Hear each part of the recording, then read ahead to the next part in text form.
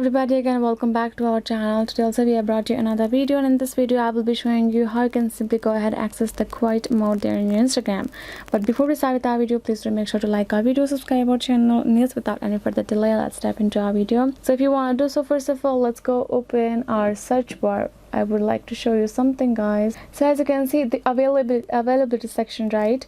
Quiet mode is available to everyone in the US, United Kingdom, Ireland, Canada, Australia, and New Zealand starting today. So as you can see, this feature is currently available on those country only right there. So we don't have that option right now. So if I go to my Instagram, if I go to my profile as shown, go to this settings option, go to this notification, I can find this pause all option, which kind of also works when you enable this. You can pause your notifications and every activities for a certain hours, which includes the maximum of 8 hours, minimum of 15 minutes. You can still choose it, but other than that we cannot find that quiet mode. And if I go back and find this instruction, and even if I follow all the instructions properly, as you can see in the notifications menu, there is no option called quiet mode yet. So it's not available here on every country yet, but as I mentioned, other names of the countries you guys have, you can simply go